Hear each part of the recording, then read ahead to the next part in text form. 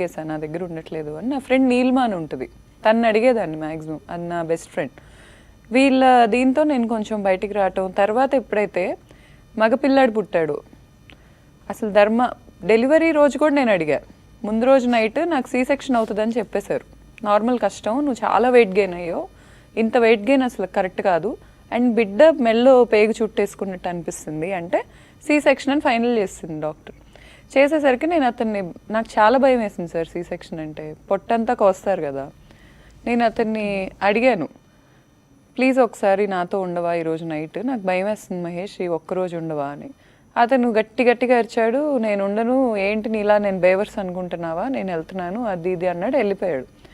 తర్వాత ఆ రోజు నైట్ నాకు ఒకళ్ళు ఏం పంపించారు, ఈ సినిమాలో ఐశ్వర్య శర్మ హీరోయిన్ ఉంది కదా, వీళ్ళిద్దరూ అడ్వెంచర్ అని ఒక ప్లేస్ ఉంటుంది, దాంట్లో గో కార్టింగ్ డబుల్స్ దాంట్లో తిరుగుతున్నారు నైట్.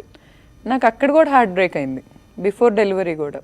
ఇంక మార్నింగ్ మా అక్క నన్ను పద్దాకు మోటివేట్ చేసేది, చూడు నీ బేబీ నీకు ఇంపార్టెంట్ ఈ టైంలో, దయచేసి అర్థం చేసుకో, నీ బేబీ కోసం నువ్వు హ్యాపీగానే ఉండాలి, లేకపోతే బేబీ హెల్త్ పాడేద్ది. కావాలని హ్యాపీగా ఉండటం, కావాలని కామెడీ వీడియోస్ చూడటం, డైవర్ట్ అవటం, ఇలా చేస్తుండేదాన్ని. చాలా పోరాడా సార్ నేను పోరాడింది ఇక్కడ మహేష్తో కన్నా ఆ టైంలో నాతో నేను ఎక్కువ పోరాడా.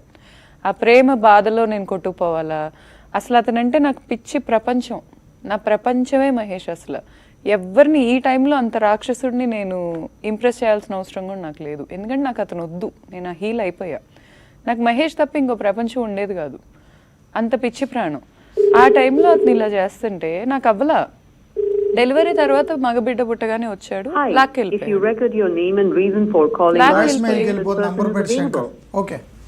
లాక్కెళ్ళిపోయి బిడ్డని ఏదో ఎన్ఐసియూకి తీసుకెళ్ళిపోయి.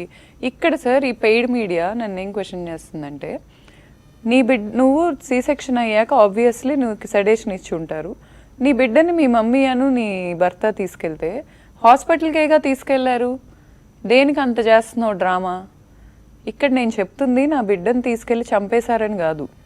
ఫస్ట్ థింగ్, నేను న్యాచురల్ గార్డియన్ని, నాకు ఒక్క మాట కూడా చెప్పకుండా నా పక్క నుంచి బిడ్డను లాక్కెళ్ళిపోయారు.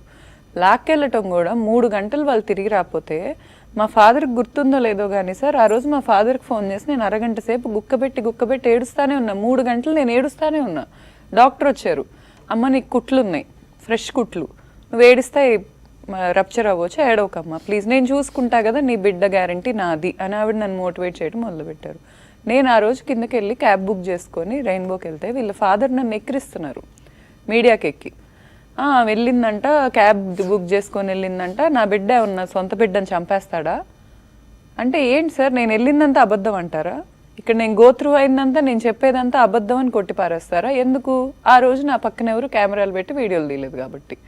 నేను రెయిన్బో హాస్పిటల్కి వెళ్ళేసరికి నా బిడ్డకి ఎన్ఐసీలో ఏదో ట్రీట్మెంట్ జరుగుతుంది, ఇది నేను ఇంతకుముందు చెప్పినట్లో కూడా చెప్పాను, అయిపోయింది.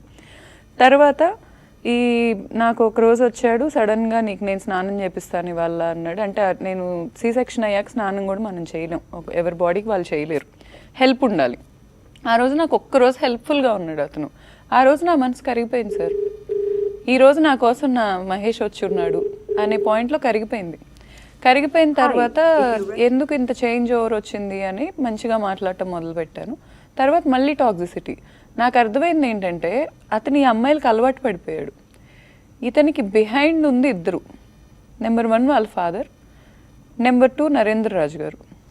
ఇద్దరికి ఉమెన్తో తిరగటం అనేది ఫన్. సో వాళ్ళు మోటివేట్ చేస్తూనే ఉన్నారు.